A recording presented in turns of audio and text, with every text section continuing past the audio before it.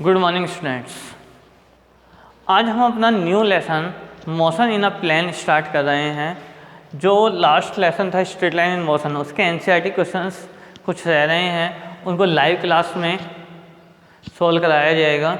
यहाँ हम नया lesson motion in a plane हम स्टार्ट कर रहे हैं। मोशन इन अ प्लेन में सबसे पहले हम वेक्टर्स के बारे में स्टडी करेंगे।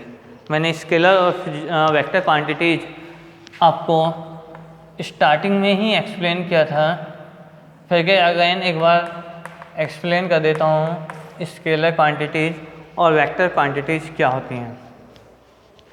मैंने आपको बताया था scalar quantities are those quantities which required only magnitude to represent, यानी ऐसी फिजिकल क्वांटिटीज जिन्हें रिप्रेजेंट करने के लिए केवल मैग्नीट्यूड की रिक्वायरमेंट होती हैं, उन्हें हम क्या कहते हैं, स्केलर क्वांटिटीज।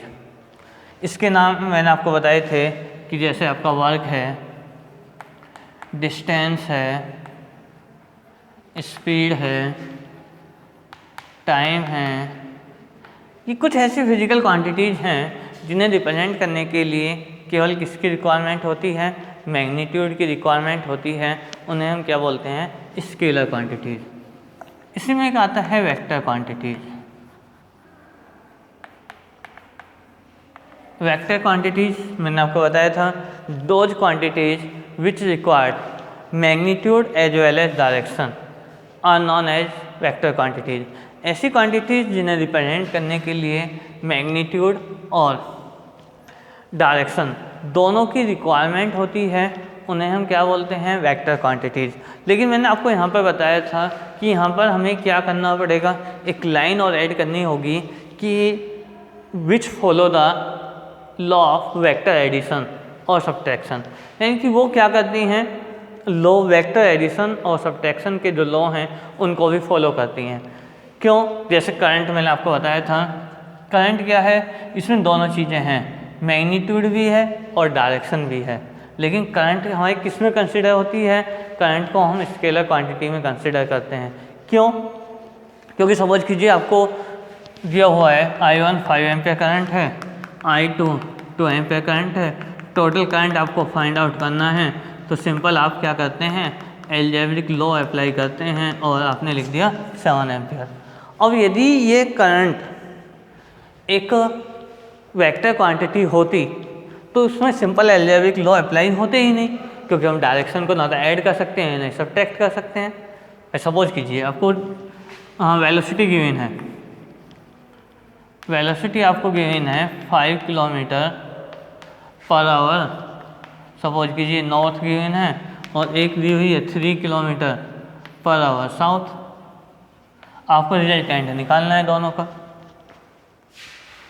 तो इसमें तो आप एल्जेब्रिक लॉ अप्लाई नहीं कर सकते, कर देंगे नहीं कर पाएंगे, क्योंकि डायरेक्शन को ऐड या सब्ट्रैक्ट नहीं कर सकते ना आप। लेकिन यहाँ क्या कर रहे हैं आप, ऐड है और सब्ट्रैक्ट, ऐड करना है, ऐड सब्ट्रैक्ट करना है, सब्ट्रैक्ट कर रहे हैं।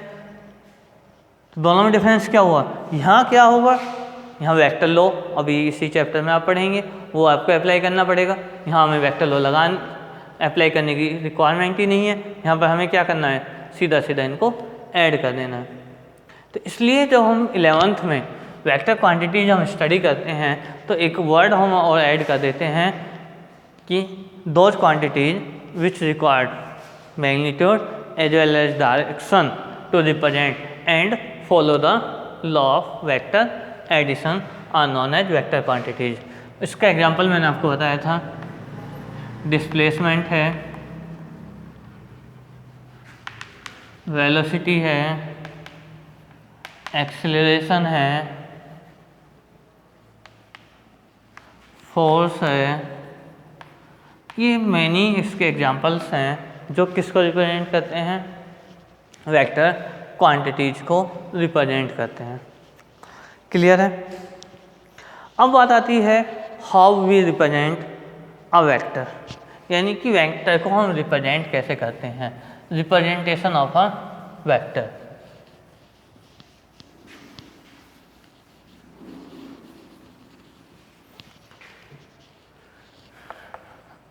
रिप्रेजेंटेशन ऑफ अ वेक्टर, कि कोई वेक्टर है उसको हम रिप्रेजेंट कैसे करेंगे।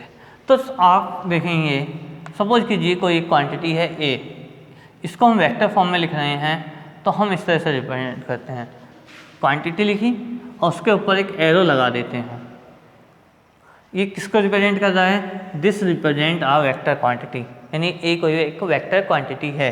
यहाँ ये जो ए है ये इसका क्या है? मैग्नीट्यूड। ये किसको रिप्रेजेंट कर रहा है? इसके मैग्नीट्यूड को। और जो ये एरो है दिस रिप्रेजेंट द डायरेक्शन। किसको रिप्रेजेंट कर रहा है? डायरेक्शन को। क्लियर समझ में आया? ये मैग्नीट्यूड और ये किसको रिप्रेजेंट करता है? डायरेक्शन। क्लियर है? चलिए अब आते हैं पोजीशन वेक्टर।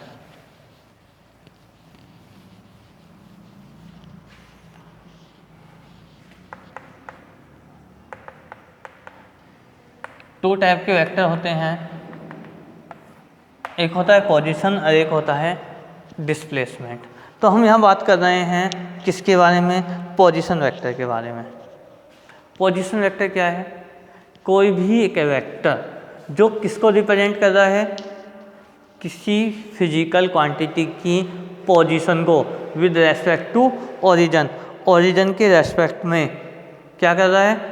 पोजीशन को डिस्क्राइब करता है, पोजीशन को रिप्रेजेंट करता है। उस वेक्टर को हम क्या बोलते हैं? Position vector. कोऑर्डिनेट सिस्टम आपने पढ़ा होगा, ये कोऑर्डिनेट सिस्टम है, ये ओरिजिन होता है। अब सपोज कीजिए ये कोई एक पॉइंट है P, एक पॉइंट है यहाँ पर Q। अब इनकी हमें पोजीशन को एक्सप्लेन करना है कि पोजीशन क्या है। तो ये जो OP है और ये जो OQ हैं, ये किसको रिप्रेजेंट कर रहे हैं? P और Q को। OP और OQ किसको रिप्रेजेंट कर रहे हैं? P एंड Q की पोजीशन को किसके रेस्पेक्ट में? ओरिजिन के रेस्पेक्ट में इन आ XY प्लेन। किसमें? एक XY प्लेन में। तो इसको हम क्या बोलेंगे? OP और OQ को पोजीशन वेक्टर, क्योंकि ये किसका एक्सप्लेन कर रहे हैं? पॉइंट P और पॉइंट Q की पोजीशन को किसके रेस्पेक्ट में? ओरिजिन के रेस्पेक्ट में। किसके रेस्पेक्ट में? ओरिजिन के रेस्पेक्ट में। ठीक है, तो ये OP और OQ क्या है? इसके पोजीशन वेक्टर्स हैं। किस क्या है? पोजीशन वेक्टर्स हैं। क्लियर है? अब एक आता है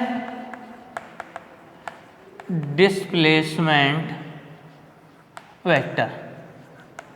मैंने आपको बताया दो चीज़ें होती हैं, एक होता है पोजीशन और एक होता है डिस्प्लेसमेंट। अब P सपोज कीजिए ये हमने दे दिया P और Q, और ये जो आया PQ वेक्टर, ये किसको रिप्रेजेंट करेगा? इनके डिस्प्लेसमेंट को। यानी P कहाँ मूव कर रहा है? सपोज कीजिए कोई एक ऑब्जेक्ट है, P पॉइंट से किस पर मूव कर रहा है? Q पर। तो उसका डिस्प्लेसमेंट वेक्टर क्या होगा? PQ। उसका डिस्प्लेसमेंट वेक्टर क्या हुआ? PQ। तो ये क्या कर रहा है? कोई एक ऑब्जेक्ट पहले P पर था, अब किस पॉइंट पर आ गया? Q पॉइंट पर। तो ये जो PQ वेक्टर है, ये जो PQ वेक्टर है, ये किसको रिप्रेजेंट कर रहा है? डिस्प्लेसमेंट को, किसी ऑब्जेक्ट के डिस्प्लेसमेंट को।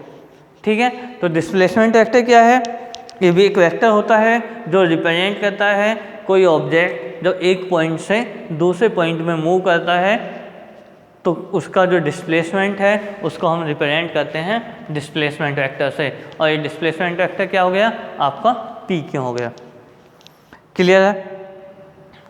चलिए आज के लिए इसमें इतना ही रहने देंगे। नेक्स्ट वीडियो में हम किसको रिप्रेजेंट करेंगे, कुछ डेफिनेशंस देखेंगे वेक्टर्स की। क्लियर है? ये सारा वर्क अब आपका ऐप आप लोगों ने डाउनलोड कर लिया होगा, वहीं ये जाएगा सारा कुछ, आप वहीं से आप वो करेंगे। Thank you.